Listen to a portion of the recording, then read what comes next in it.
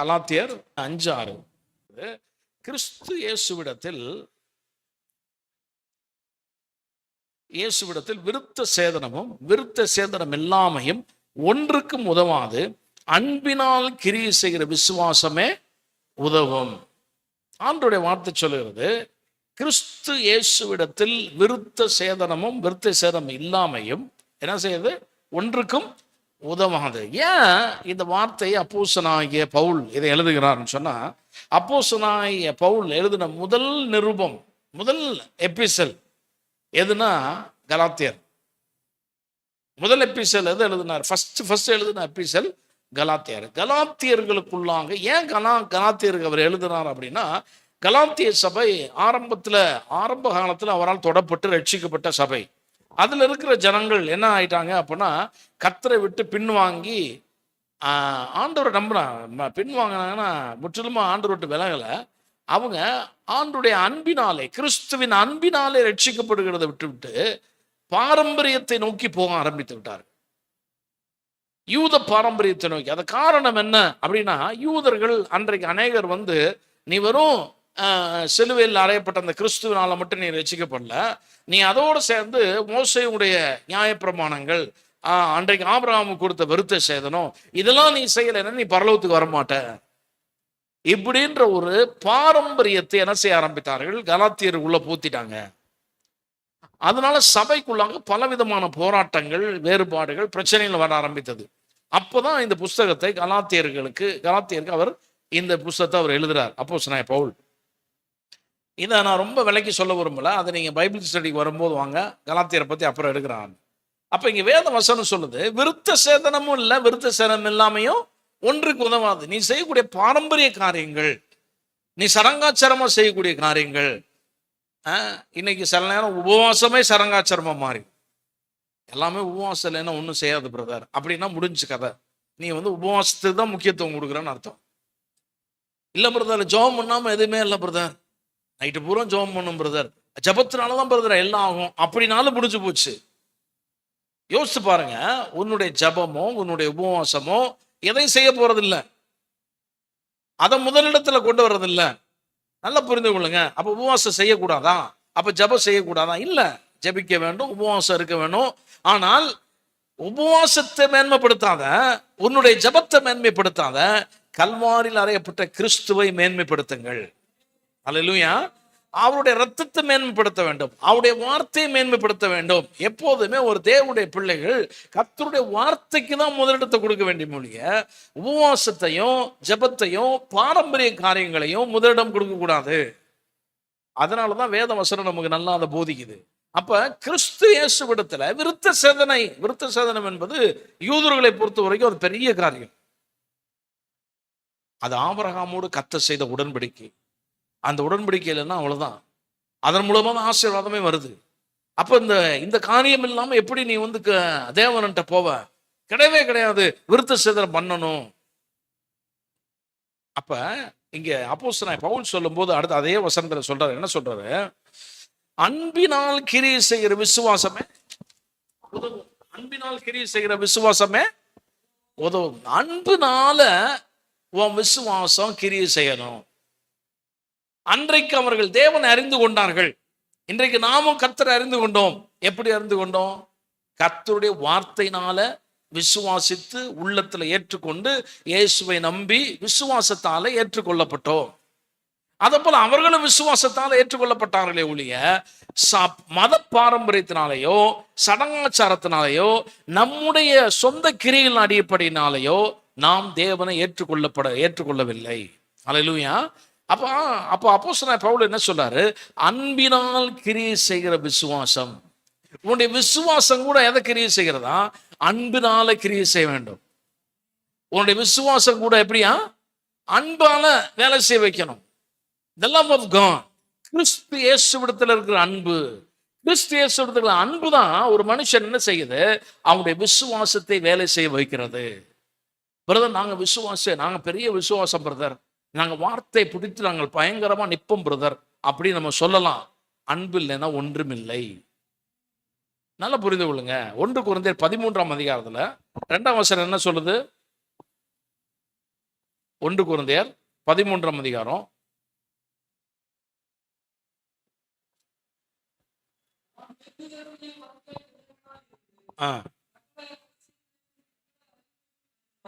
ம்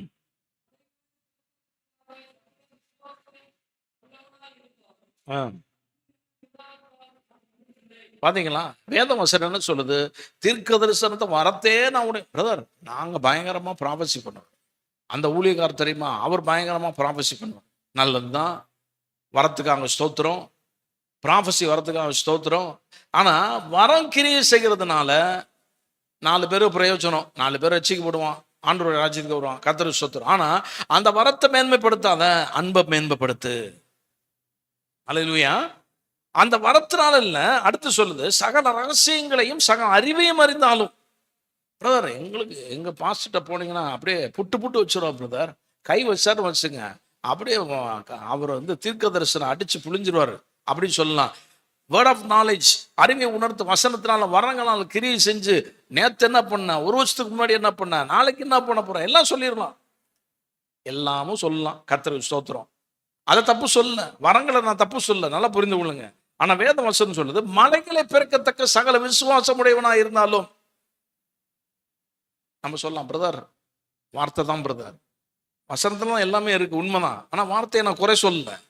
ஆனா வசனத்தை வைத்துக்கொண்டு நாங்க மலையே பெயர்த்துருவோம் அப்படின்னு சொல்ற ஆள்கிட்ட அன்பு இருக்கா? ஆபிரகாம் ஸ்ட்ராங் ஃபெய்த், ஆபிரகாம் பலவீன விசுவாசத்தில் பலவீனமா இருக்கலை, அவன் என்ன பண்ணிருந்தான், பலமுள்ளவனாய் மாறிட்டான். விசுவாசத்துல விசுவாசம் பெரியது. ஆண்டவர் சொன்னார், உனக்கு பெரிய விசுவாசம் இருக்கலாம், மலையை தகர்க்கக்கூடிய விசுவாசம் இருக்கலாம், ஆனா அன்பு இல்லைன்னா வேஸ்ட். இது எந்த அன்பு சொல்லுது? மாம்ச பிரகாரம் அன்பல்ல, கிறிஸ்துவனுடைய அன்பை பற்றி பேசுகிறது. அல்லேலூயா. நல்ல புரிந்து உங்களுக்கு, தேவ அன்பினாலே ஒரு ஊழியன், ஒரு தேவ பிள்ளைகள் கர்த்தருடைய அன்பினாலே நிறைந்திருக்க வேண்டும். அல்லேலூயா. நீ என்ன வார்த்தை படிக்க பிரதர், நாங்க நிறைய பைபிள் படிச்சிருக்கோம் பிரதர், நாங்க பைபிள் ஸ்டடிக்கு மேல பைபிள் ஸ்டடி இருப்போம் பிரதர், நீ 1000 சொல்லலாம், கிறிஸ்துவனுடைய அன்பு இல்லைனா நீ 0. அல்லேலூயா. நல்லா புரிந்து கொள்ளுங்க. வேத வசனம் சொல்லுகிறது, கர்த்தருடைய வார்த்தை சொல்லுது. அதே அதிகாரத்துல வாசிங்க தொடர்ந்து. 1 கொரிந்தியர் 13, எனக்கு உண்டான யாவற்றையும் நான் அன்னதானம் பண்ணினாலும்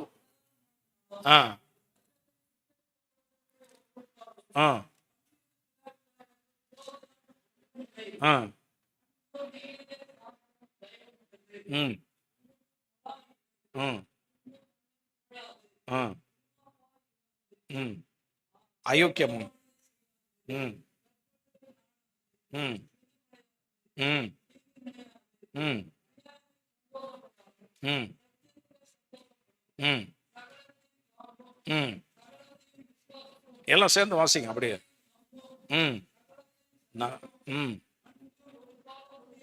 ம் ம் ம் ம் ம் ம் போதும் பிரதர். பாருங்க, வேத வசனம் சொல்லுது அன்பு நீடிய சாந்தம் உள்ளது, அது தயவு உள்ளது, அன்புக்கு பொறாமை இல்லை. என்ன பொறாமை கிடையாது பிரதர். என்னை விட அவன் பயங்கரமா செஞ்சுட்டு போறான், கர்த்தருக்கு ஸ்தோத்திரம். என்னை விட பயங்கரமா மேல போயிட்டே இருக்கான பிரதர், ஸ்தோத்திரம் போகட்டும். உனக்கு என்ன கர்த்தர் கொடுத்துறோம், அதுல நீ மேல போ. அன்பு சொல்லுது தன்னை புகழாது. தேவ அன்பினால் நிரப்பப்பட்ட மனுஷன் தன்னை குறித்து பெருசா புகழ்ச்சியா பேசிக்கிட்டே இருக்க மாட்டான். அல்லேலூயா. நல்லா புரிந்து கொள்ளுங்க. என்னைக்கு உன் தப்பு பாருங்க, இதெல்லாம் வந்து எதுனா உன் மாம்சத்தின் கிரியைகளுக்கு அடையாளமா இருக்கிறது. நீ அன்புல நடக்கல அப்படின்னா, தேவ அன்புல நடக்கிற ஒரு மனுஷன் ஆவியிலே நடத்தப்படுகிறான். நல்லா புரிந்து கொள்ளுங்க. தேவ அன்பாலே நடத்தப்படுகிற ஒரு மனுஷன் ஆவியினாலே நடத்தப்படுகிறான். தேவ அன்புல நடக்காத ஒரு மனுஷன் மாம்சத்துல நடக்கிறான். அப்ப தேவ அன்புல நடக்கிற ஒரு மனுஷன் என்ன செய்ய மாட்டான், தன்னை புகழ மாட்டான், அவன் இருமாப்பா இருக்க மாட்டான், அயோக்கியமானதை செய்ய மாட்டான், அடுத்தவனுக்கு தீங்கு செய்ய மாட்டான், சின்னமடைய மாட்டான், தற்பொழிவை நாட மாட்டான், அநியாயத்தில் சந்தோஷப்படாமல் சத்தியத்துல சந்தோஷப்படுவான். அப்ப தேவ அன்புல நடக்கும்படி ஒவ்வொரு விசுவாசிகளையும் கர்த்தர் எதிர்பார்க்கிறார். அல்லேலூயா. பிரதர், அன்புனால போனாலும் எனக்கு நஷ்டமாகுதே, பரவாயில்ல, கர்த்தர் அந்த நஷ்டத்தை உனக்கு லாபம் மாற்றுவார். அல்லேலூயா. அதான் உண்மை.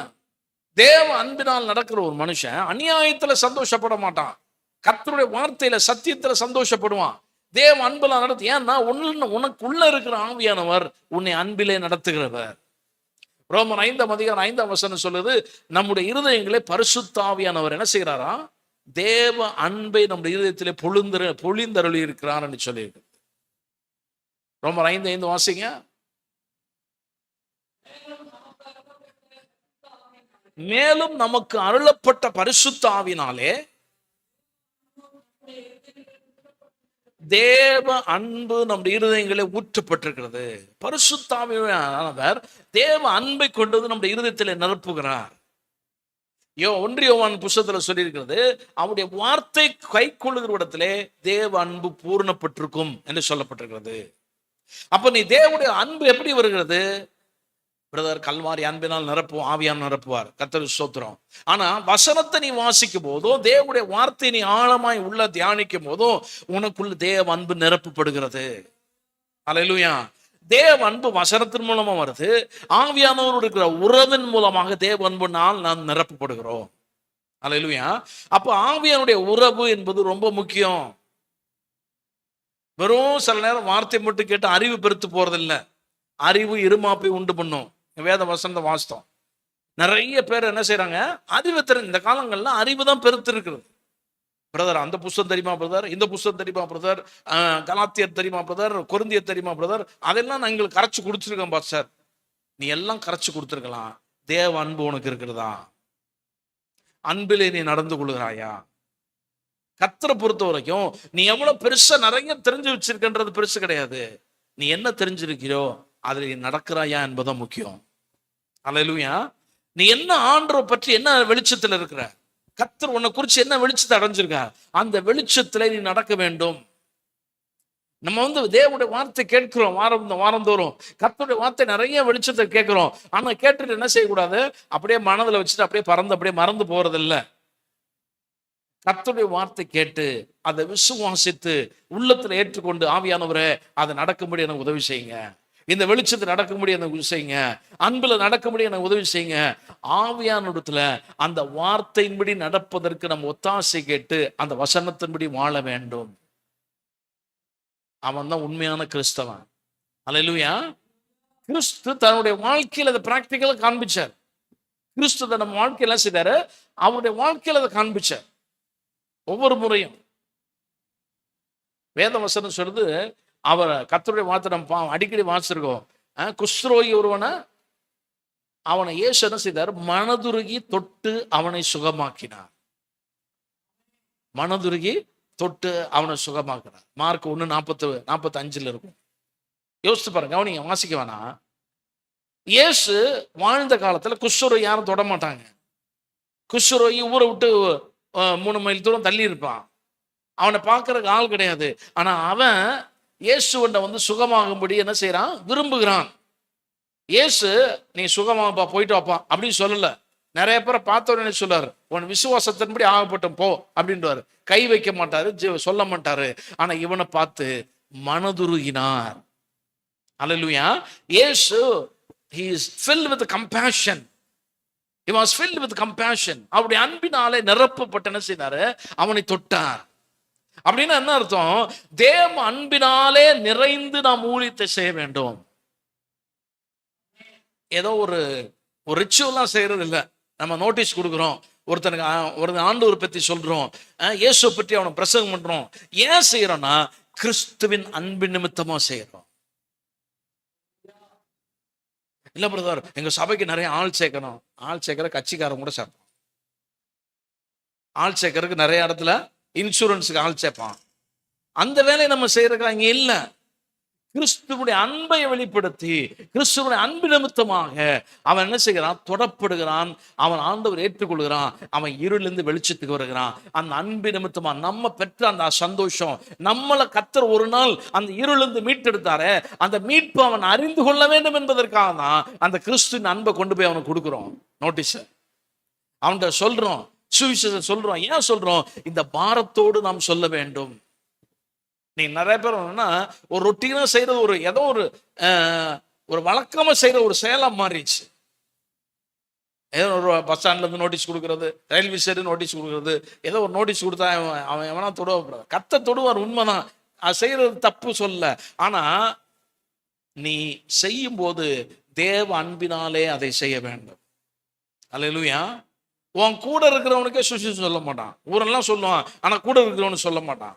கிறிஸ்துவின் அன்பினால மற்றவர்களுக்காக ஜெபிக்கணும். கிறிஸ்துவின் அன்பினால நீ கொடுக்கணும். கிறிஸ்துவின் அன்பை நீ வெளிப்படுத்த வேண்டும். நீ 1000 சுவிசேஷம் சொல்லலாம், கூட இருக்கிற மனுஷனை நேசிக்கலைன்னு என்ன அர்த்தம்? யோசிச்சு பாருங்க. உங்க குடும்பத்தில் இருக்கிற நேசிக்கலைன்னு என்ன அர்த்தம்? நீ 1000 பைபிள் படிக்கலாம், சபையை நீ நேசிக்கலைன்னு என்ன அர்த்தம்? அப்படின்னு என்ன அர்த்தம்? உன்னுடைய அன்பை எப்படி காட்டுறது? கிறிஸ்துவ அன்பை உன்னை சுற்றுச்சூழல் இருக்கிற இடங்கள்ல கிறிஸ்துவனுடைய அன்பை வெளிப்படுத்த வேண்டும். அல்லேலூயா. அதுதான் அன்பு. கிறிஸ்து அவர் வாழ்ந்த நாட்கள்ல அவர் எங்க போனாரோ அங்கெல்லாம் அவருடைய அன்பை வெளிப்படுத்தினார். அந்த விபச்சார ஸ்திரியை கொண்டு வந்து எல்லாரும் முன்னாடி நிறுத்தினாங்க. ஆண்டவரே, நீங்க என்ன சொல்றீங்க? இன்னைக்கு கல்லெறிஞ்சு கொல்ல போறோம். நியாயப்பிரமாணம் சொல்லுகிறது இவன் மேல கல்லெறியணும், நீங்க என்ன சொல்றீங்க? அவங்கள பொறுத்த வரைக்கும் நியாயப்பிரமாணம், கிறிஸ்து தான் அந்த நியாயப்பிரமாணம். கிறிஸ்து தான் நினைக்கிறார். அவர்கிட்ட சொல்றாங்க, நீங்க தான் அந்த நியாயப்பிரமாணம் என்ன சொல்றீங்க ஆண்டவரை? கட்டளை சொல்லுது, கலன்படி கீழ்ப்படியணுமா வேணாமா? கட்டளைப்படி கீழ்ப்படியணும். மோசைக்கு நியாயப்பிரமாணம் சொல்லுது கல்லறியன்னு சொல்லி, விபச்சாரத்தை சாகணும், அதான் நியாயப்பிரமாணம் சொல்லுது. ஆனா கிறிஸ்துவின் அன்பு சொல்லுது, அவளை நான் மன்னிச்சிட்டேன். கிறிஸ்துவின் அன்பு சொல்லுகிறது, அவங்க உன்னில் பாவம் இல்லாதவன் எவனோ அவன் முதல்ல கல்லறியட்டும். ஒருத்தன் கூட எல்லாம் விட்டுட்டு போயிட்டான். இன்னைக்கு இதே வார்த்தையை தான் கர்த்தர் நம்மகிட்ட சொல்றாரு.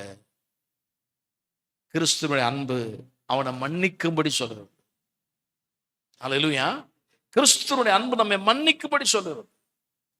இன்னைக்கு ஏன் அப்படின்னா, ஆவியானவரால் நடத்தப்படுகிற ஒரு மனுஷன் என்ன செய்ய மாட்டான்?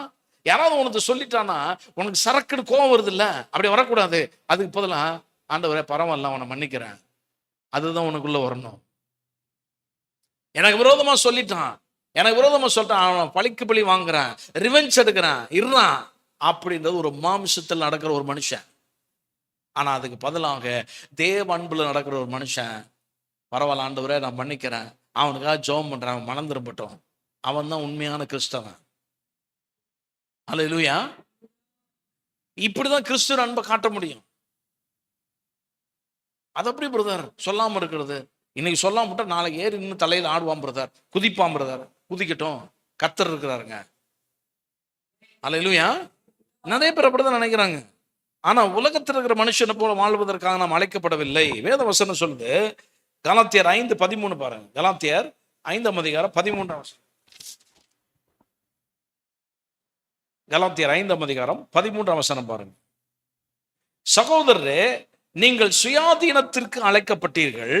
இந்த சுயாதீனத்தை நீங்கள் மாமிசத்துக்கு ஏதுவாக அனுசரியாமல் அன்பினாலே ஒருவருக்கொருவர் ஊழியம் செய்யுங்கள். இப்ப கலாத்தியரையும் நம்மளையும் சேர்த்துதான் சொல்லுது வேத வசனம். தேவ பிள்ளையான பிறகு நீ சுயாதீனம் மாறிட்ட. You are freedom. நீ பாவத்திலிருந்து விடுதலையாக்கப்பட்ட, சாபத்திலிருந்து விடுதலையாக்கப்பட்ட, நியாயப்பிரமாணத்தினுடைய அந்த கட்டளைகள் உன்னை பிடிச்சு வச்சிருந்துச்சே, நீ பாவம், நீ சாக வேண்டும். வேதம் சொல்லுது, பாவத்தின் சம்பளம் மரணம், நீ சாக வேண்டும். ஆனா சாக வேண்டியவன கிறிஸ்துவோட ரத்தம் உன்னை விடுதலையாக்கி உன்னை சுயாதீனாக, யூ ஆர் ஃப்ரீ நவ். வேத புஸ்தகத்துல ஒரு லேவியராமத்தில் ஒரு கதை இருக்கு. என்னன்னா, அன்றைக்கு எஜமான்கள் அடிமையாயிருக்கும் போது அந்த எஜமானுக்கு 7 வருடத்துக்கு ஒரு என்ன செய்வானா, அவன் அடிமையை விடுதலை ஆக்கும் போது என்ன செய்வான், அவன் நிலைக்காதுல கொண்டு போய் அவன் காதில் என்ன செய்வான், ஊசி வச்சு ஒரு ஓட்டையை போட்டு, நீ விடுதலை ஆக்கப்பட்ட, நீ இருக்கனா இருக்கலாம், நீ வீட்டு போனா போகலாம். அதுதான் சுயாதீனத்துக்கு அடையாளம். ஆனா அந்த அடிமை அந்த காலத்துல, இது ஒரு ஸ்டோரியா சொல்லப்படுகிறது, அந்த காலத்துல அந்த கருப்பர்கள் வாழ்ந்த அவர்கள் இந்த மாதிரி அடிமையா இருக்கும்போது அடிமை சந்தையில கொண்டு போய் விற்பாங்களாம் பாருங்க. அப்ப அடிமை சந்தையில கொண்டு போய் விற்கும் போது, இந்த கற்பர்களை விற்கும் போது, ஒரு நல்ல எஜமான் என்ன செய்யறானா, அவனை விலைக்கரை கொடுத்தவனை வாங்கிட்டு வீட்டுல என்ன செய்யறானா, உன்னைய நான் விடுதலை ஆக்குறேன், நீ இப்ப என் வீட்டுல இருக்கலாம், இல்லது நீ எங்கனாலும் போனாலும் போகலாம், உனக்கான கிரயத்தை நான் செலுத்திட்டேன், நீ இப்ப விடுதலை ஆக்கப்பட்ட, இதுதான் கர்த்தர் உனக்காக எனக்காக செய்திருக்கிறார். அல்லேலூயா. கர்த்தர் என்ன செய்திருக்கிறார்? அவர் உனக்கான கிரயத்தை செலுத்தி விட்டார் கல்வாரியிலே. அவருடைய ரத்தத்தை செய்து பிசாசுடைய அடிமைத்திலிருந்து உன்னை மீட்டெடுத்து என்ன செய்தார்? விடுதலை ஆக்கி என்ன பண்ணிட்டாரு? இப்ப நீ சுயாதீனன். You are free now. இப்ப நல்ல எஜமானாய் கிறிஸ்து இருக்காரு. அவருக்கு நீ கீழே இருக்கலாம், இல்லைன்னா வெளியே போனாலும் போகலாம். அல்லேலூயா. உண்மையான எஜமான் இல்ல, நான் அவருக்கே அடிமையா இருக்கிறேன், கிறிஸ்துவுக்கு அடிமையா இருக்கிறேன், அவர் என்ன சொன்னாலும் செய்யறேன். அதுதான் உண்மை கிறிஸ்தவன். அல்லேலூயா. அவன் தான் உண்மை கிறிஸ்தவன். ஏன்னா இந்த எஜமான் என்னை பாவத்திலிருந்து, பிசாசின் பிடியிலிருந்து, சத்துருடைய பிடியிலிருந்து இத்தனை வருஷமாக இருள வாழ்ந்து என்னை கர்த்தர் மீட்டெடுத்தாரு. இந்த நல்ல எஜமானுக்கு காலம் பூரா நான் ஊழியம் செய்றேன்பா. அவர் என்ன சொன்னாலும் நான் கேட்கிறேன்.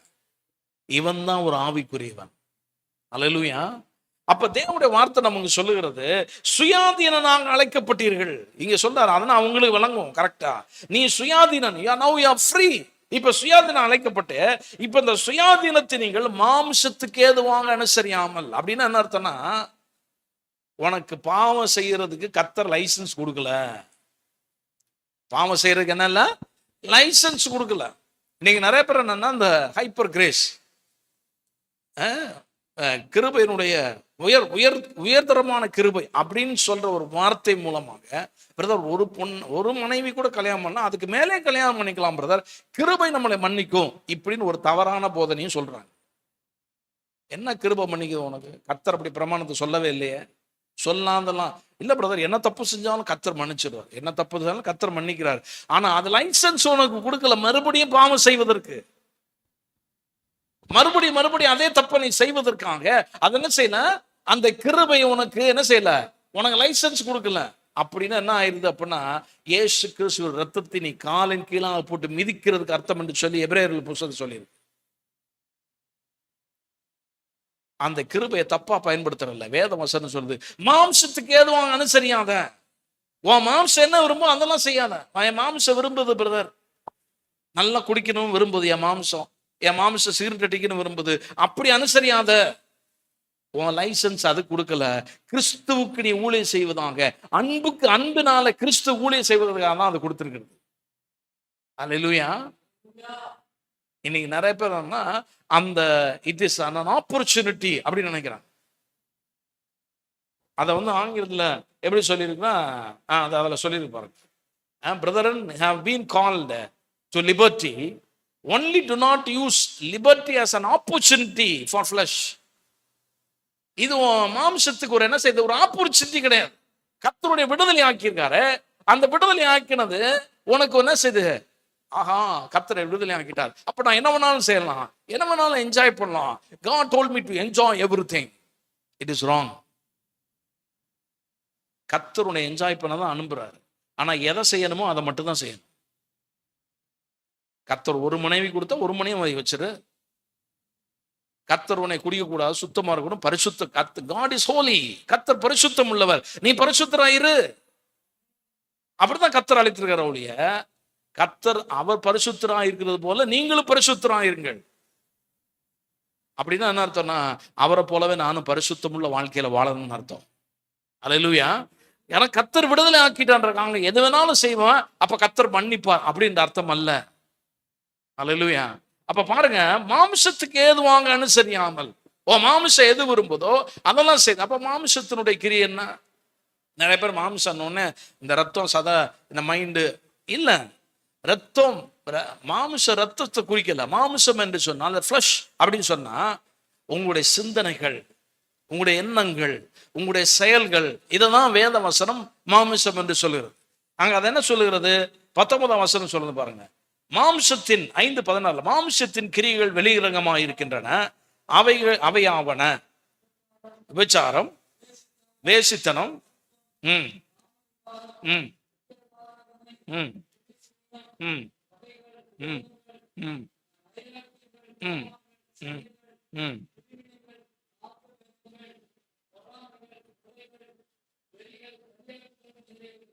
ம்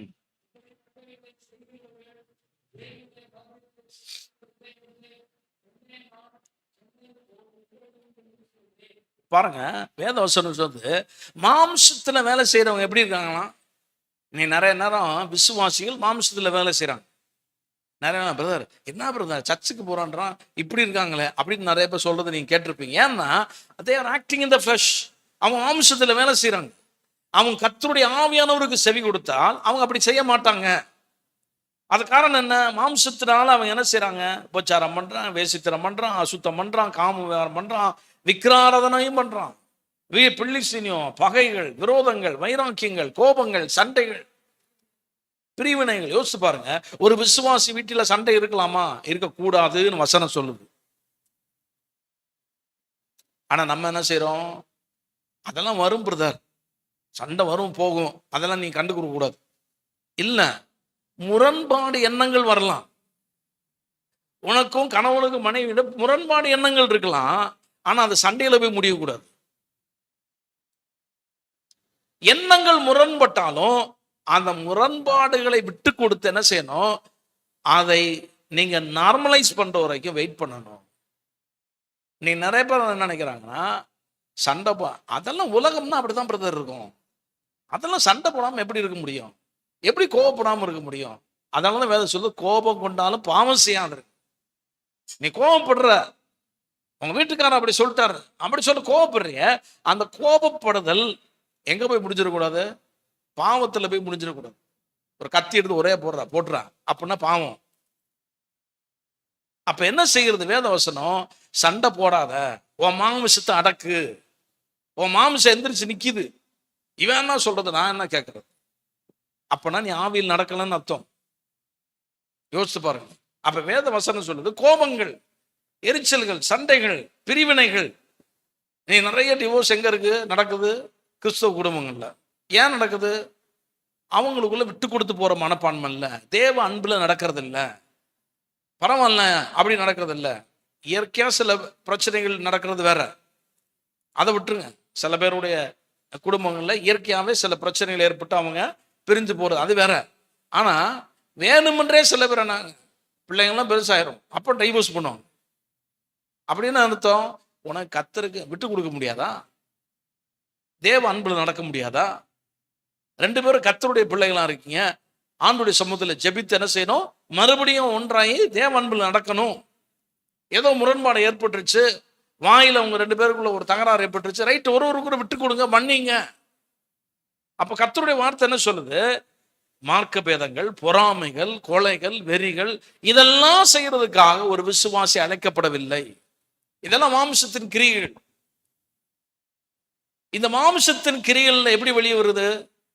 நீ கர்த்தரோடு இருக்கிற உறவு இல்லைனா, ஆவியானவரோடு இருக்கிற நெருக்கமான உறவு உனக்கு இல்லைனா, மாமிசத்தின் கிரியை உன் சரீரத்தில் வெளிப்படும். ரொம்ப சிம்பிளா. எப்படி பிரதர் சொல்றீங்க? உண்மை, முன்னாடி வசனங்களை பாருங்க, சொல்லுது பாருங்க. 16-17 பாருங்க. 16-17. பின்னும் நான் சொல்லுகிறது என்னவென்றால், ஆவிக்கேற்றபடி நடந்து கொள்ளுங்கள், அப்பொழுது மாம்சத்தின் இச்சையை நிறைவேற்றாது இருப்பீர்கள். அப்ப ஆவியானவர் உனக்குள்ள இருந்தா மாமிசத்தின்படி நீ நடக்க மாட்ட. ஏன் நடக்க மாட்ட? நீ ஆவியானவரை துக்கப்படுத்தும் போது ஆவியானவனுக்குள்ள துக்கப்படுவார். நீ இப்படி செய்யாத, நீ இப்படி கோபப்படாத, இதை செய்யாத. கர்த்தர் உனக்குள்ள கோபப்படுகிறார், வேதனைப்படுகிறார். அவர் கோபப்படுறார்ல, வேதனைப்படுகிறார். பரிசுத்த ஆவியானவர். எபேசியர் 4:30 பாருங்க. அன்றியும் நீங்கள் மீட்கப்படும் நாளுக்கென்று முத்திரையாக பெற்ற தேவனுடைய பரிசுத்த ஆவியை துக்கப்படுத்தாதிருங்கள். பரிசுத்த ஆவியானவர் எப்படிப்பட்டவனா? ஒரு ஆழ்த்தத்துவமானவர். பரிசுத்த ஆவியானவர் அது இல்லை. இன்னைக்கு நிறைய பேர் பரிசுத்த ஆவினா ஏதோ ஆண்டவர், இன்னும் கொஞ்சம் விளக்கம் காட்டுறேன், ஆவியானவரை இயேசு ஏற்றுக்கொண்ட பரிசுத்த வந்துட்டா பிரதர், அதுக்கப்புறம் நான் என்ன வேணாலும் செஞ்சுக்கலாம். அப்படி கிடையாது. பரிசுத்த ஆவியானவர் உனக்குள்ள வந்தா, அவர் உனக்குள்ள தங்கி இருக்கிறார் சொன்னால் அவருடைய கிரியைகளை நீ வெளிப்படுத்த வேணும். அவருடைய கிரியை என்ன? அன்பு, சந்தோஷம், சமாதானம், நீடிய பொறுமை, தயவு, நற்குணம், இச்சையடக்கம், இந்த 9 கனிகளை நீ வெளிப்படுத்தணும். அப்ப வேத வசனம் என்ன சொல்லுது? ஆவிக்கேற்றபடி நடக்கணும். அப்படின்னா ஆவியானவரோட சேர்ந்து நீ நடக்கணும். You must walk with the holy spirit. ஏனோக்கு தேவனோடு நடந்தான்.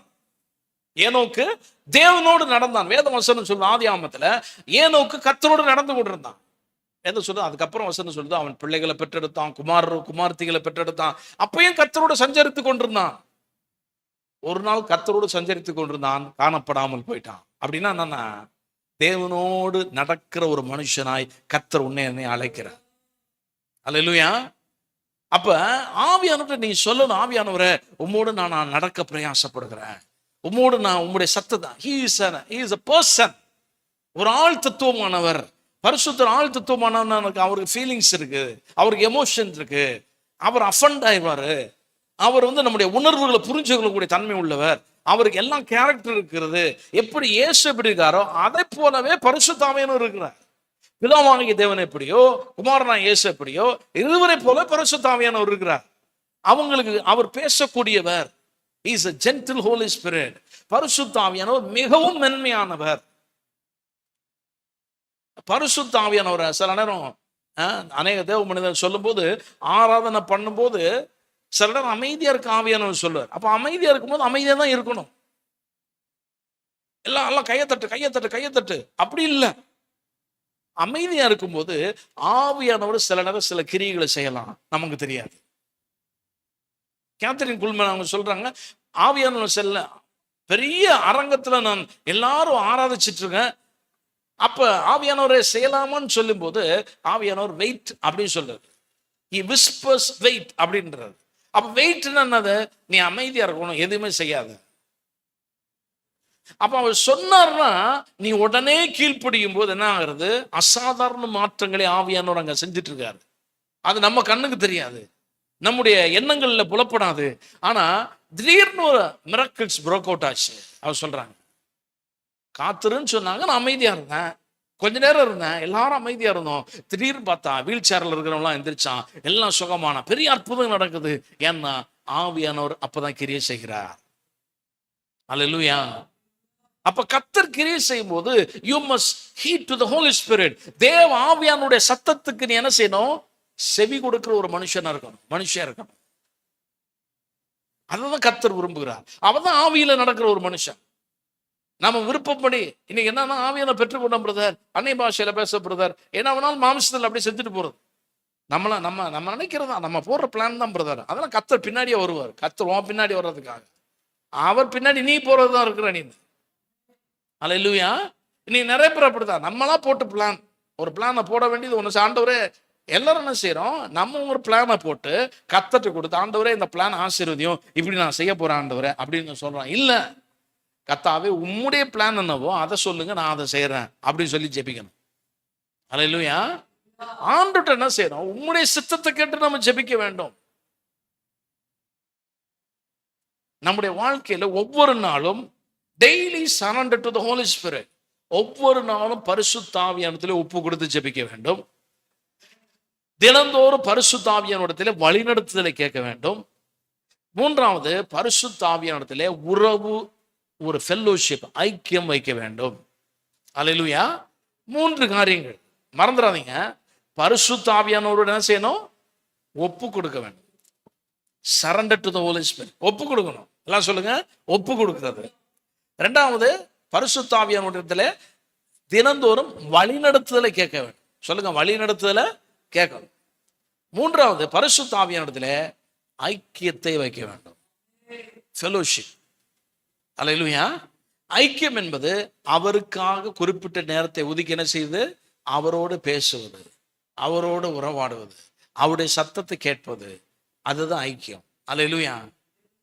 இதுதான். இது அவரோட நெருங்கி சேர சேர சேர அவரை போலவே நம்ம மறைஞ்சிடும்.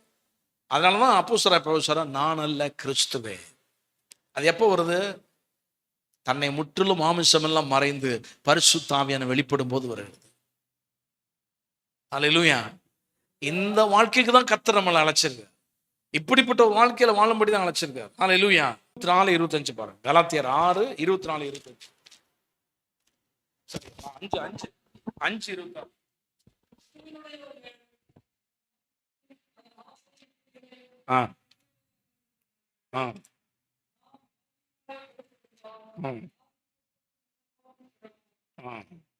பாருங்க, வேதவசனம் சொல்லுது, கிறிஸ்துவனுடையவர்கள் தங்கள் மாமிசத்தையும் அதன் ஆசை இச்சையும் சிலுவையில் அறைந்திருக்கிறார்கள். நான் ஆவியினாலே பிழைத்திருந்தால் ஆவிக்கேற்றபடி நடக்க கடவோம். எல்லாம் சொல்லுவாங்க, கிறிஸ்துவுடைய நான் என்னுடைய மாமிசத்தையும் என் ஆசை இச்சைகளையும் சிலுவையிலே அறைந்திருக்கிறேன். நான் ஆவியினாலே பிழைத்திருக்கிறபடினாலே ஆவியானவருக்கு ஏற்றபடியாக நடப்பேன். நல்லா புரிந்து கொள்ளுங்க, நம்முடைய மாமிச இச்சைகளை தூக்கி மேல வைக்க கூடாது.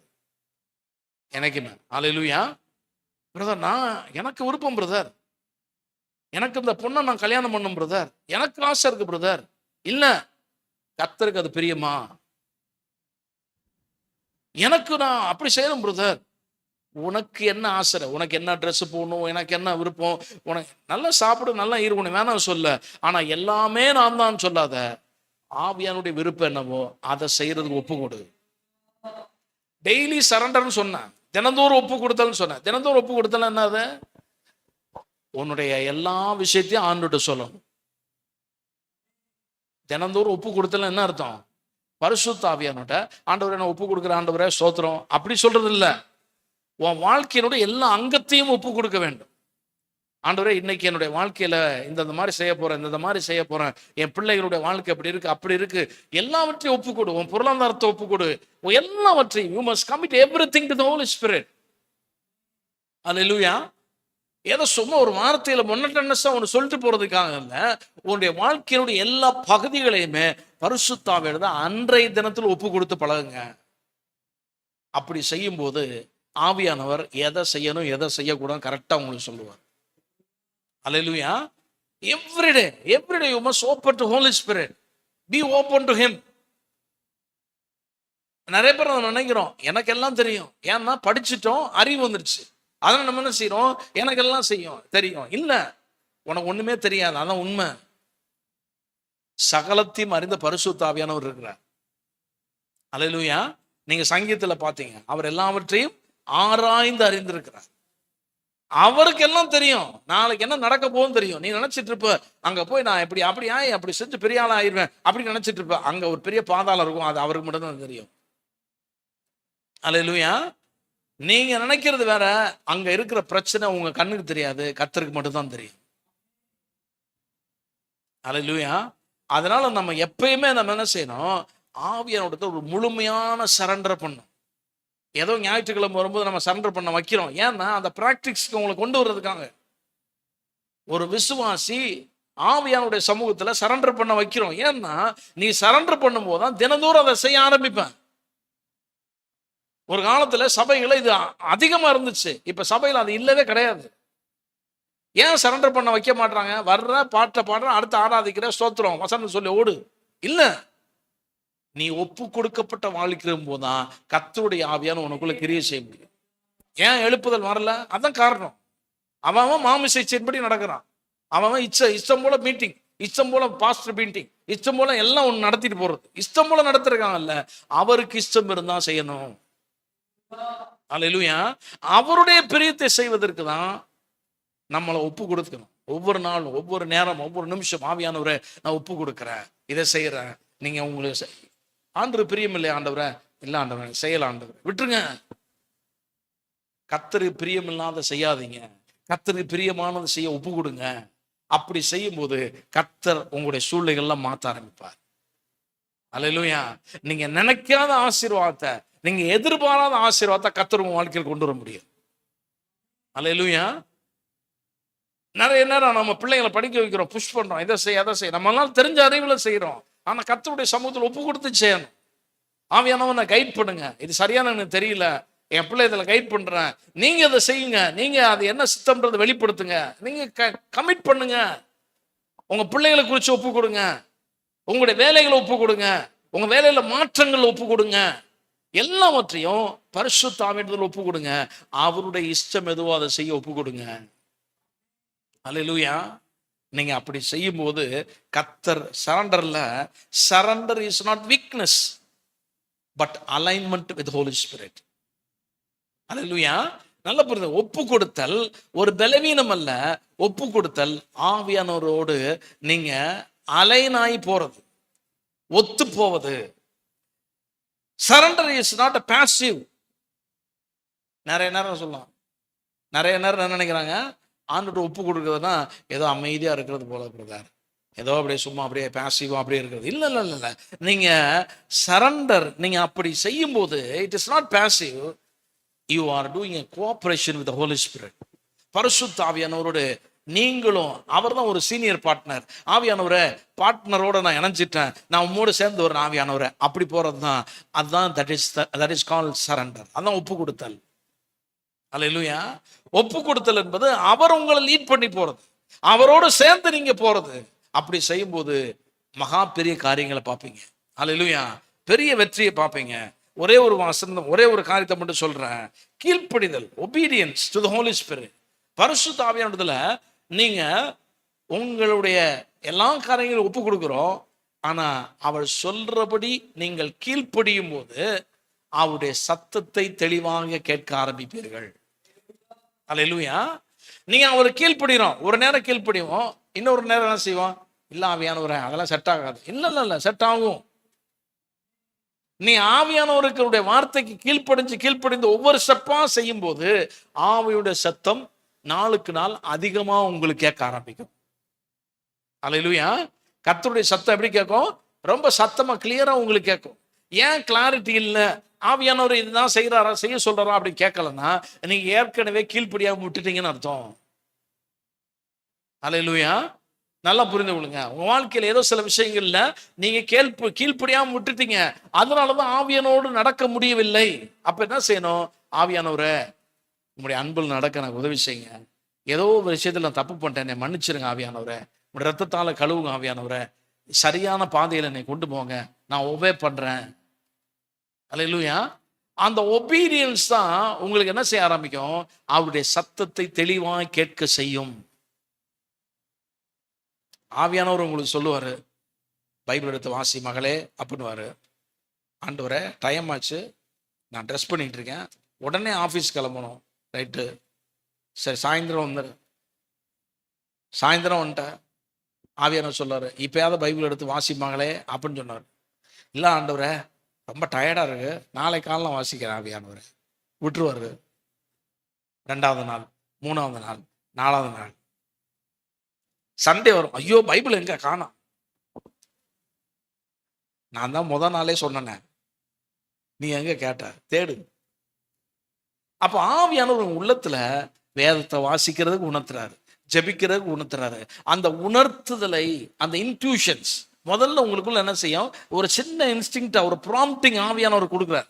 அந்த சின்ன ப்ராம்ப்டிங்கை பிடிச்சி நீங்க செய்யும் போது அந்த ப்ராம்ப்டிங் நாளுக்கு நாள் அதிகமாகுது. அல்லேலூயா. அப்ப ஆவியானவர்ல தொடர்ந்து ஒரு ஃபெலோஷிப், ஒரு நெருக்கம் வந்து கொண்டே இருக்கிறது. அப்ப நெருக்கம் அதிகமாக அதிகமாக அதிகமாக ஆவியானுடைய சத்தம் உங்க கிளாரிட்டி கிளியரா தெரியும். நீங்க ஒரு இடத்துல போய் கூட்டத்தில் உட்காந்துருப்பீங்க, ஆவியானவர் சொல்லுவாரு, இந்த இடம் உனக்கு சரியான இடம், இடத்த காலி பண்ணுன்னு. உடனே கீழ்ப்படிச்சீங்கன்னா நீங்க தப்பிச்சிருவீங்க. அல்லேலூயா. ஒரு இடத்துக்கு போவீங்க, இதுதான் சரியான இடம், இந்த வார்த்தையை சொல்லு அப்படின்னு சொல்லுவாரு, அந்த வார்த்தையை சொல்லுவீங்க, அந்த வார்த்தை ஒரு ப்ராஃபஸியா மாறிடும் அடுத்தவங்களுக்கு. அப்படின்னா நான் தரேன், நீ ஆவியானவரோடு நடக்க நடக்க நடக்க அவருடைய சத்தம் உனக்கு ரொம்ப தெளிவா கேட்க ஆரம்பிக்கும்.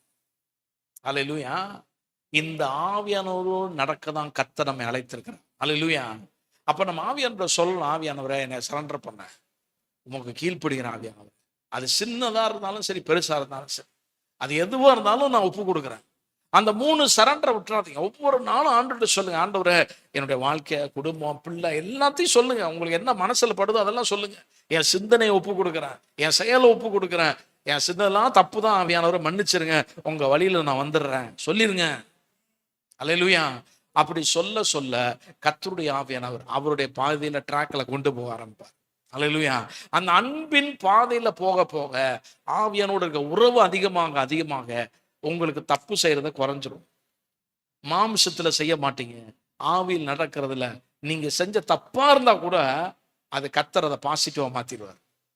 அல்லேலூயா. ஒருவேளை தப்பு செஞ்சிட்டீங்க அப்படின்னா கூட அந்த தப்பே அடுத்தவங்களுக்கு ஆசீர்வாதமா மாறிடும். அல்லேலூயா.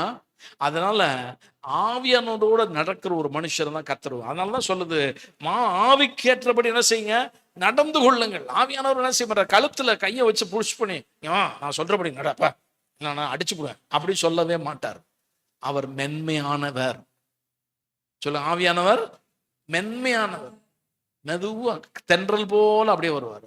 காத்து போல வந்து என்ன செய்வாரு, இது சொல்லாத அப்படி தட்டி கொடுக்குற போல சொல்லுவாரு. அவர் சொல்ற காரியத்தை லேசா பிடிச்சிட்டீங்கன்னா பெரிய காரியம் நடக்கும். அல்லேலூயா. அப்ப அவரோட நடக்க நம்ம பழகணும். இதுதான் ஆவியான விஷயம். அதுக்கு என்ன, யூ மஸ்ட் ஈல்ட் டு ஆண்டவருக்கு ஒப்புக்கோ. அந்த ஈல்டிங், இந்த சரண்டரிங் ஒவ்வொரு நாளும் சொல்லுங்க, வாழ்க்கையில சொல்லுங்க, பேசுங்க. இந்த காரியம் தான் கர்த்தருடைய ஆவியை நம்ம வாழ்க்கையில உணர்த்துகிறார். அல்லேலூயா. அப்ப அன்பினால் கிரியை செய்றீங்க. வேத வசனத்துல பாத்தீங்கன்னா நிறைய அற்புதங்கள் நிறைய சொல்ல விட்டுட்டேன். நிறைய பேருக்கு தெரியாது, உங்களுக்கு தெரியும்.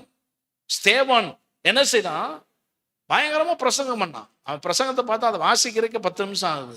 அவ்வளவு பிரசங்கம் பண்றான். ஆனா மத்தவன் கண்ணுக்கு யாருக்கும் தெரியல. ஆனா ஸ்தேவான் கண்ணுக்கு தேவ மகிமையை பார்த்தான். அல்லேலூயா. கர்த்தருடைய மகிமையை பார்த்தான். கர்த்தருடைய இயேசுவானவர் நிக்கிறத நான் பார்க்கிறேன். இயேசுவானவர் அவன் பிரசங்கத்துக்கு எந்திரிச்சு நின்னாருன்றான். அல்லேலூயா. யோசிச்சு பாருங்க. Jesus stood. இயேசு அவருடைய சிங்காசனத்துல உட்கார்ந்து இருக்கிறவரை எந்திரிச்சு நிக்கிறாருங்க. அவன் பிரசங்கத்துக்கு யோசிச்சு பாருங்க. கர்த்தருடைய மகிமையை பார்க்கிறான். அன்றைக்கு மகிமை பார்க்கிறேன் சொன்ன உடனே இவன் கண்ணுக்கு தெரியுது, யூதர்களுக்கு தெரியல. அங்க இருக்கிறவன் பூரா கல் எடுத்துட்டு அவனை கொல்ல பார்க்கறான்.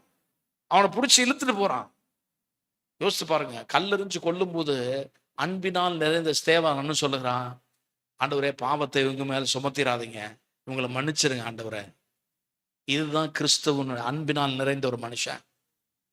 அன்பினால் நிறைந்த ஒரு மனுஷன் என்ன சொல்லிருக்கான், ஐயோ ஆண்டவரே என்னை அடிக்கிறாங்க, கொல்லுங்க ஆண்டவரே. இல்ல இல்ல இல்ல இல்ல, தேவ அன்பினால, கிறிஸ்து அன்பினால் நிறைந்தவன். ஆண்டவரே இவங்களை மன்னிச்சிருங்க, இவங்க பாவத்தை இவங்க மேல சுமத்தாதீங்க. அவன் தான் உண்மையான தேவ அன்பினால் நிறைந்த. அல்லேலூயா.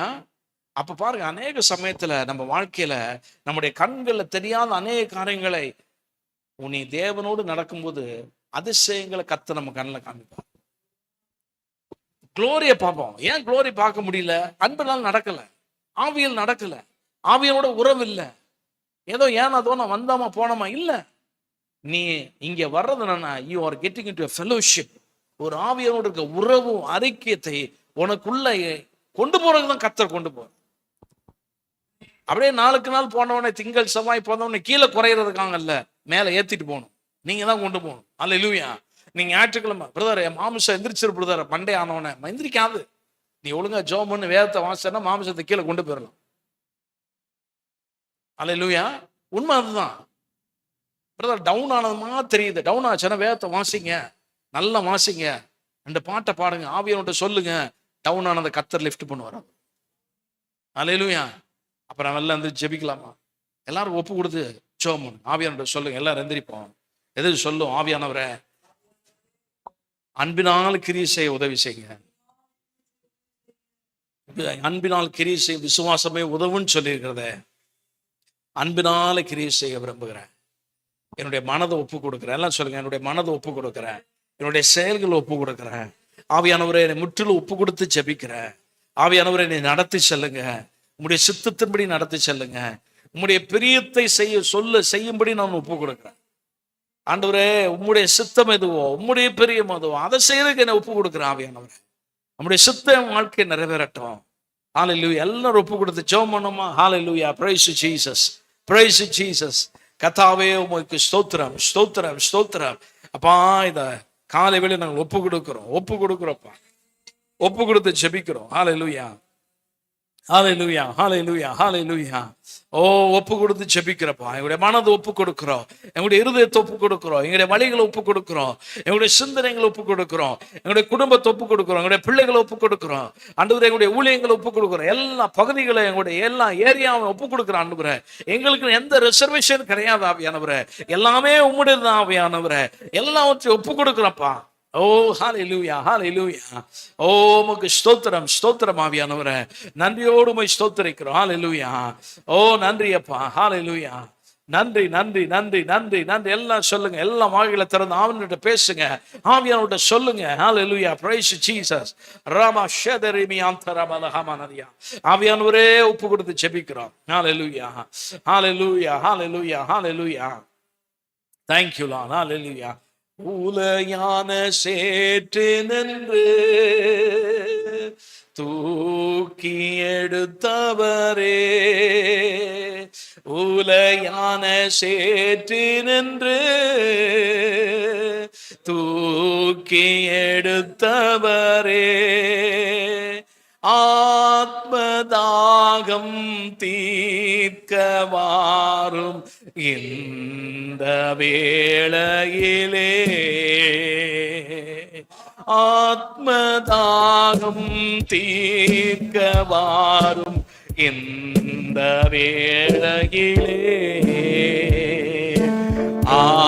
ஆவியானவரே, அன்பின் ஆவியானவரே, இப்போ வாரும், இறங்கி வாரும் இந்த வேளையிலே, இப்போ வாரும், இறங்கி வாரும் இந்த வேளையிலே. சீனாய் மலையினிலே இறங்கி வந்தவரே,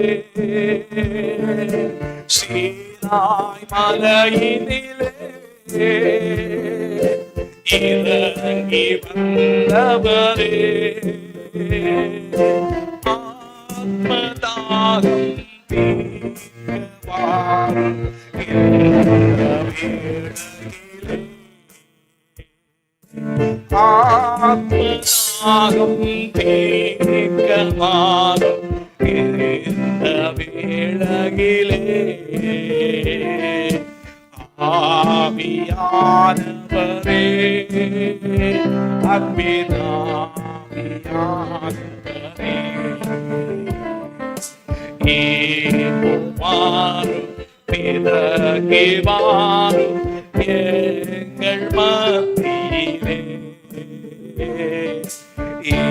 இப்போ வாரும், இறங்கி வாரும் எங்கள் மத்தியிலே. அன்பின் ஆவியானவரே, இந்த காலை வேளையிலே உம்மை துதிக்கிறோம். எங்களுக்குள்ளாய் தங்கியிருக்கிற பிரசனத்தை நாங்கள் கனப்படுத்த எங்களுக்கு உதவி செய்ய ஆவியானவரே. எங்களுக்குள்ளாய் தங்கியிருக்கிற ஆவியானவரே, உம்மை நாங்கள் ஆராதிக்கிறோம். உடைய உணர்வுகளை புரிந்து கொள்ள உதவி செய்யுங்க. உம்மோடு இன்னும் நெருங்கி ஜீவிக்க எங்களுக்கு உதவி செய்யுங்க. உடைய சத்தத்தை கேட்டு நடக்க எங்களுக்கு கீழ்ப்படி எங்களுக்கு உதவி செய்யுங்க. எங்களை மன்னிங்கப்பா. எவ்வளோ நாட்கள் நாங்கள் கீழ்ப்படியாம இருந்திருக்கிறோமே, எவ்வளோ நாட்கள் உடைய விருப்பத்தை செய்யாம இருந்திருக்கிறோமே, எங்களை மன்னிங்கப்பா. எங்களை மன்னிங்க ஆவியானவரே. உங்களுடைய சத்தத்தை கேட்டு உம்மோடு நடக்க எங்களை உதவி செய்யுங்க. சின்ன சின்ன விஷயமா இருந்தாலும் உம்மோடு சேர்ந்து எங்களை நடக்க உதவி செய்யுங்கப்பா. ஹல்லேலூயா. எங்களை ஒப்பு கொடுக்கிறோம், எங்களை முழுமையாய் ஒப்பு கொடுக்கிறோம். தினந்தோறும் ஒப்பு கொடுக்கிற ஒரு வாழ்க்கைகளை நடத்தி செல்லுங்க. தினந்தோறும் ஒப்பு கொடுக்கிற வாழ்க்கையை நடத்தி செல்லுங்கப்பா. கரங்களை ஒப்பு கொடுக்கிறோம். உடைய கிருபையினால் நிரப்பும். இந்த காலையில் வந்த பிள்ளைகளை ஒப்பு கொடுத்து ஜெபிக்கிறோம். ஒவ்வொரு குடும்பத்தையும் பிள்ளைகளை கர்த்தர் ஆசீர்வதிக்கிறார். உடைய கிருபையினால் நிரப்புகிறார். ஒவ்வொரு குடும்பத்தின் தேவ தயவு உண்டாகட்டும். பலவீனங்கள் நீங்கட்டும். வியாதி பலவீனத்தோடு வந்திருக்கிற பிள்ளைகள் பலவீனங்கள் மறைந்து போவதா, சுகம் உண்டாவதா, ஆரோக்கியம் உண்டாவதா. உடைய பிள்ளைகள் ஒவ்வொரு தொட்டு சுகமாக்குகிறாங்க, விடுதலை ஆக்குகிறாங்க. இன்னும் என்னென்ன தேவைகளோடு உடைய பிள்ளைகள் வந்திருந்தால் உடைய தேவைகள் சந்திக்கப்படுவதா, மகிமையின் ஐஸ்வர்யத்தின் நலன்களை குறைவுகளை கர்த்தர் நிறைவாக்கும்படி நாங்கள் ஜெபிக்கிறோம். கையில் பிரயாசங்கள் ஆசீர்வாதம் செழிப்பு விடுதலை உண்டாகட்டும். குடும்பங்களை சமாதானம் சந்தோஷம் விடுதலை உண்டாகட்டும். நீர் அப்படி செய்யறதற்காக ஸ்தோத்திரம் ராஜா. நீர் அப்படி செய்யறதுக்காக நன்றி செலுத்துகிறோம், நன்றி செலுத்துகிறோம், நன்றி செலுத்துகிறோம். இப்படி கரங்களை ஒப்பு கொடுத்து ஜெபிக்கிறோம். இயேசு கிறிஸ்துவின் நாமத்தில் ஜெபிக்கிறோம் பிதாவே. ஆமென், ஆமென். கர்த்தராகிய இயேசு கிறிஸ்துவின் கிருபையும் பிதாவாகிய தேவனுடைய அன்பும் பரிசுத்த ஆவியின் ஐக்கியமும் இன்றைக்கு நம் அனைவரோடும் கூட இருப்பதாக. ஆமென், ஆமென். God bless you.